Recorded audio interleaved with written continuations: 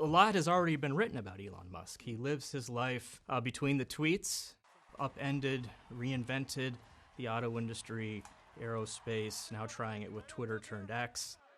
You spent 2 years shadowing him.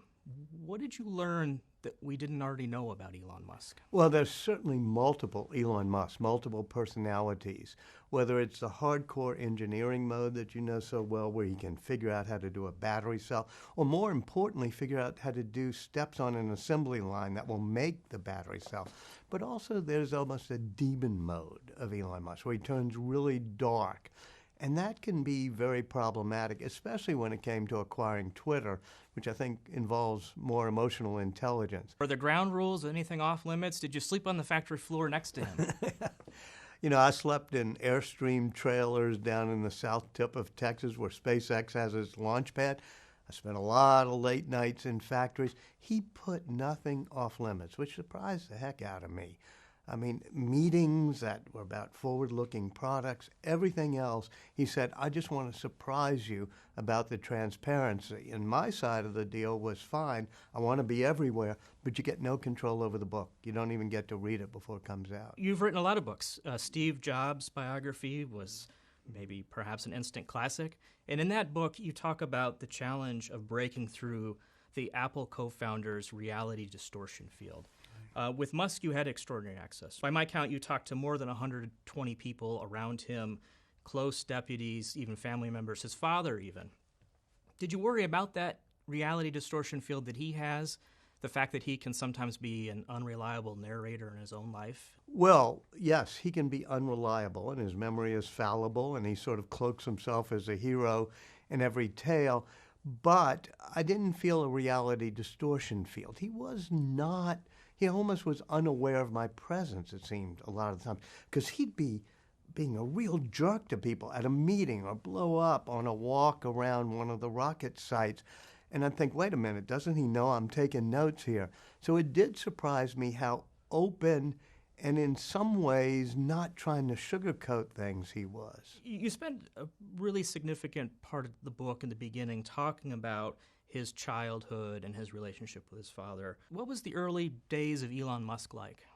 You know, he was a scrawny kid, socially awkward, beaten up on the playground a whole lot.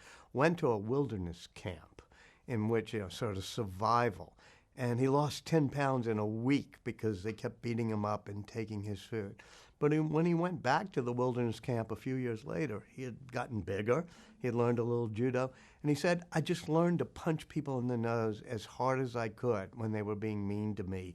And sometimes they'd beat me up, but if I punched them really hard in the nose, they wouldn't do it again. You almost see that nowadays, which is he's pugnacious. He sometimes can be so confrontational. And when in doubt, he punches in the nose. You talk about his relationship with his father. His father is almost described like a Jekyll and Hyde-like character. Sometimes he can be friendly, sometimes he can be volatile. I've never seen him go so in depth about that childhood experience. Why do you think he was ready to talk about it now? It took a long time for Musk to want to talk about his childhood.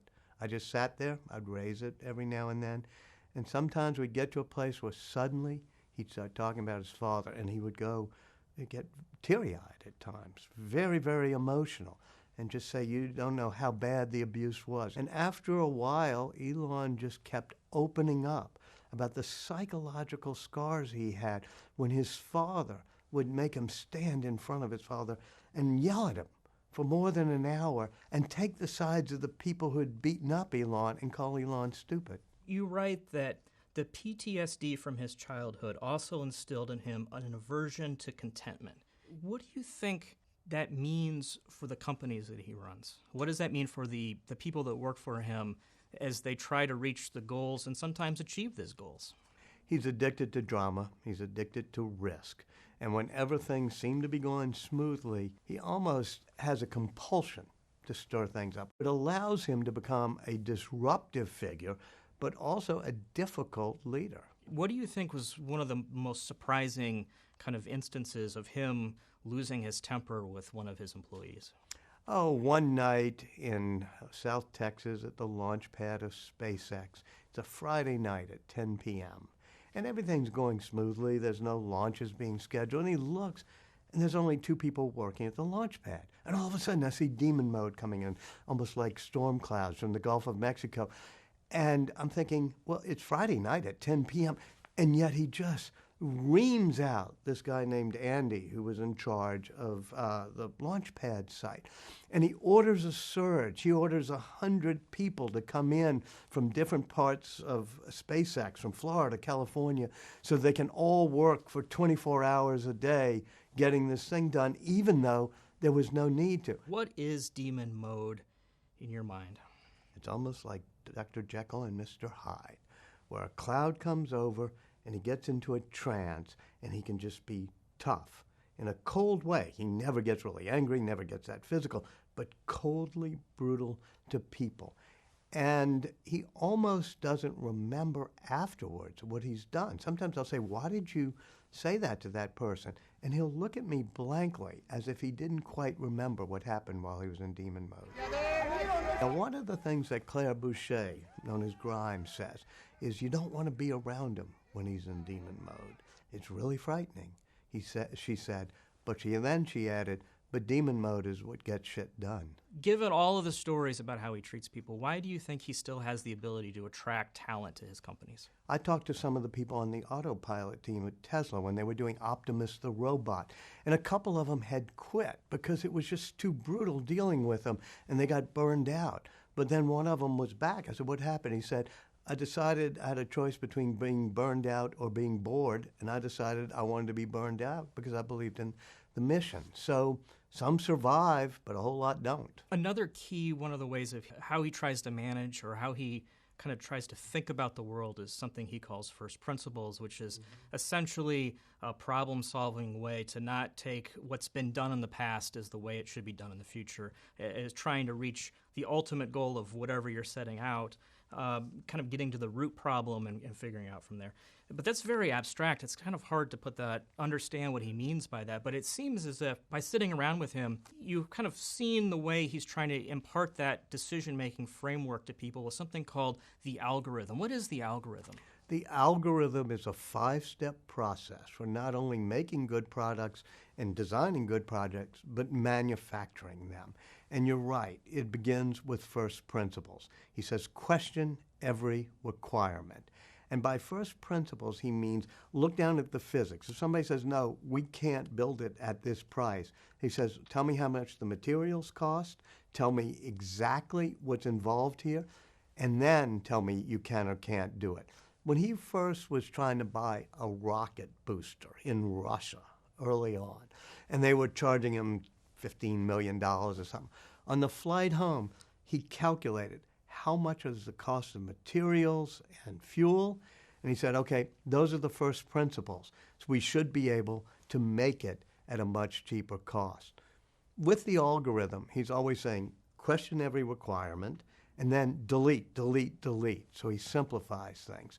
And then, only then do you start to speed up the manufacturing process and eventually automate it. One of his big mistakes at Tesla was he went to automation too quickly before he had deleted every part and questioned every requirement. Do you see him moving into a new era where he's essentially seeding a bunch of ideas, almost a Thomas Edison character, putting money towards bigger ideas and letting smart people invent it? Or is he going to kind of keep control like a Henry Ford back in the day of making sure the Model T was the Model T for as long as possible? Well, I think one of his weaknesses, I'll call it, is he really is a control freak.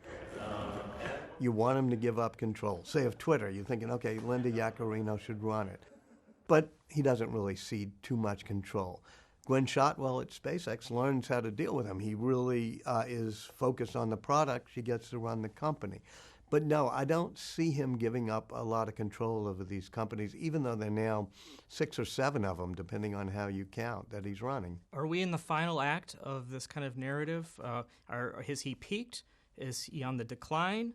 I would say that for many years people have predicted his kind of the epic collapse of something, and he's been able to get through it. Is this just another example of that? Some of them are going to collapse. It's going to be like his rocket ships and everything else. He believes you can't get into orbit without blowing things up every now and then. So there will be debris, there will be things blown up. But I think most things he's done keep surprising me as being successful.